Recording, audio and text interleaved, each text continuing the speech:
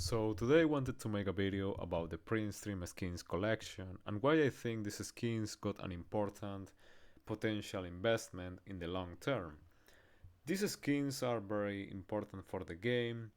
If you Google Printstream, you are going to find a lot of products, merch, even a Lamborghini with a pearlescent effect in real life. And it's normal. I mean, this skin is very good looking, it's clean, it's white. White skins are very interesting. It got a cool retro design, and in my opinion, the most important feature it was the pearlescent effect that it had back in CS:GO. The thing is that when CS2 got released, for some reason this pearlescent effect got nerfed. At the beginning it was subtle, then it got removed, and nowadays we have a very subtle pearlescent effect that is barely noticeable in some lightnings. Uh, at the beginning of the release of CS2, we were receiving a lot of feedback from the artists, talking about not only fixing this pearlescent effect, but also updating this skin to the new materials, to the new view models, which also I think it's the ideal scenario because a lot of people only complain about the pearlescent effect, but I think that's an oversimplified view. I would like more than the pearlescent effect. I would like a new material that takes more advantage of the source 2 graphics. I want a new view model. And this implies that it is going to take longer in order for this guy to update the skin because he has to redesign the skins for the new view models and whatever. And actually fixing the pearlescent effect, it's not too difficult itself. For example, Gregory, a guy that uploads YouTube videos about custom gloves, gloves that are already in the game with different colors, he did it himself.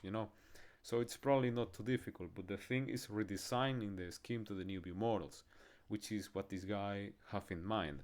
And this is why I think these skins are going to be a good investment in the long term.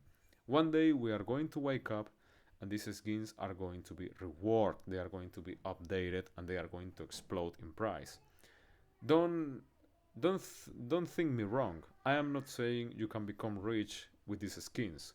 At the very best scenario, they are going to double in price. For example, the M41S is like 140 euros. In field tested, at the very best scenario, the M41S is going to be 280 euros.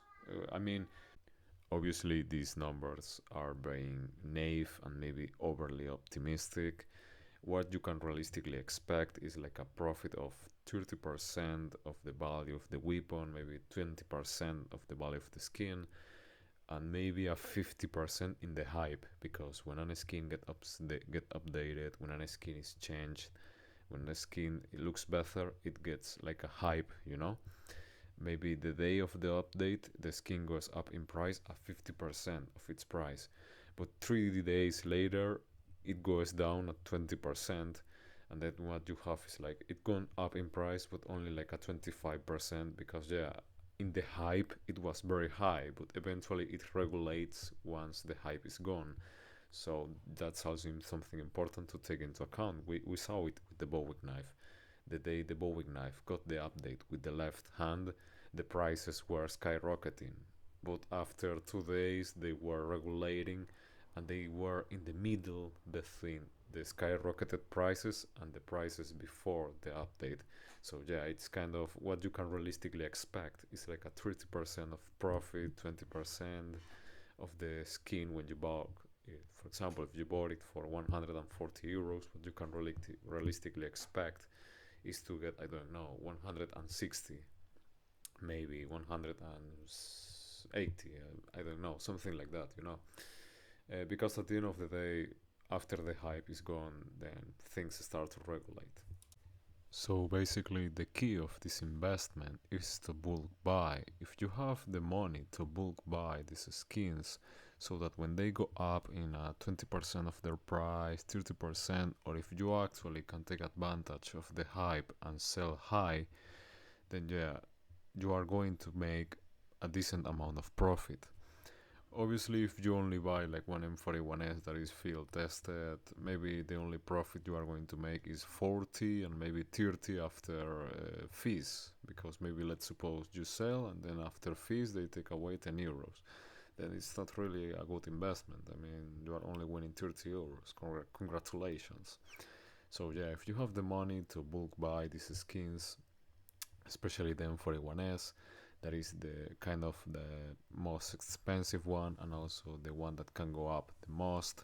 Because for example the Deagle and the USP, the thing with them is that they are way more unboxed than the M41S.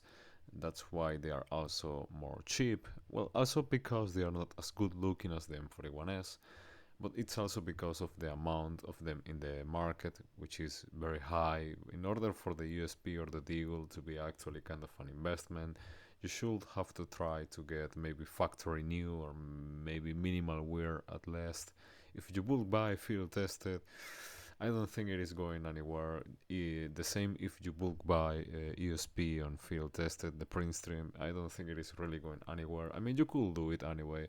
Maybe it goes up, maybe a couple of euros. So because you bought 20, the 20 goes up in a couple of euros. So yeah, you make some profit, but yeah, that's it.